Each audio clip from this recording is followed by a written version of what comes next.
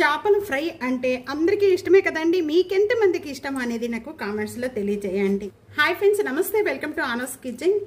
Recipe చేపల fry తయారు చేసే విధానం చాలా ఈజీగా చాలా టేస్ట్గా ఉంటే చేపల ఫ్రై తయారు చేసే విధానం చూపించబోతున్నాను. ఇక చేపల ఫ్రై తయారు చేసుకునేటప్పుడు గల్లుప్పు కానీ లేకపోతే వెనిగర్ కానీ ఈ రెండిట్లో ఒకటి, లేకపోతే వెనిగర్ లేకపోయింది అనుకోండి నిమ్మకాయ వేసేసుకొని క్లీన్ చేసేసుకోండి.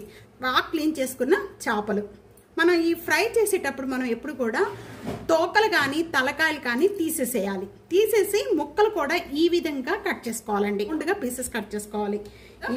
టిష్యూ పేపర్తో తడేమీ లేకుండా ఈ విధంగా ప్రెస్ చేస్తున్నానండి. 1 table spoon cornflour, 1 table spoon అల్లం వెల్లుల్లిపాయ పేస్ట్, 4 టేబుల్ స్పూన్ యాడ్ చేస్తున్నానండి. కారం ఎక్కువగా ఉంటే చాలా ఫ్రైలోకి నేను ఇక్కడ 4 టేబుల్ స్పూన్ కారం యాడ్ చేస్తున్నాను. సాల్ట్ 1 టేబుల్ స్పూన్ అండి. 1/2 టేబుల్ స్పూన్ పసుపు యాడ్ చేస్తున్నాను. ఈ మసాలా అంతా కూడా ముందు మనం చేత కలుపుకోవాలండి. అదే కనుక మిక్సీ జార్లో కూడా వేసుకోవచ్చు. ఇవన్నీ కూడా వేసేసుకొని కొద్దిగా వాటర్ యాడ్ చేసేసుకొని మనం లిక్విడ్గా కూడా చేసి పెట్టుకోవచ్చు. విత్తనాలు ఏమీ లేకుండా పిండేసుకోండి. ఇలాగంతా కూడా పిండేసుకోండి. మసాలా అనేది కరెక్ట్గా లేకపోయినా కొద్దిగా ఎక్కువైనా తక్కువైనా పర్వాలేదండి.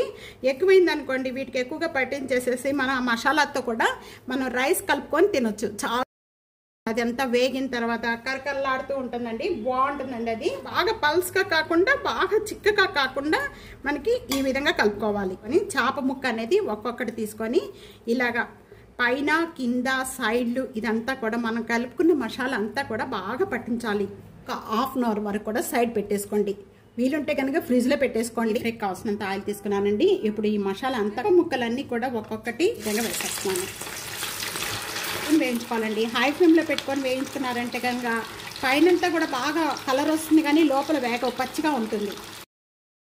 ఇక్కడ కొద్దిగా వేగిపోయిన వెంటనే కూడా ఇప్పుడు మనం కలుపుకుందాము. దాన్ని చెప్తున్నానండి.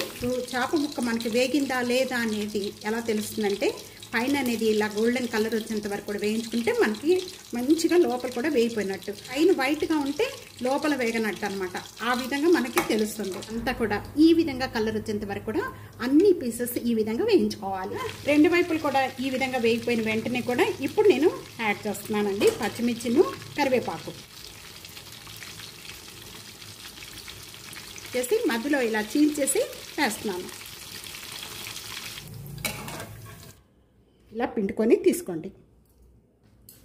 ఫిష్ ఫ్రై రెడీ అయిపోయింది. తప్పకుండా ఇదే విధంగా ఒక్కసారి ట్రై చేయండి. ఒకసారి ట్రై చేసి మీకు ఎలా ఉందనేది నాకు చేయండి. వీడియో నచ్చితే కనుక ఫ్యామిలీకి ఫ్రెండ్స్కి video share and like comment subscribe చేసుకోవడం అస్సలు మర్చిపోవద్దు. Thank you for watching.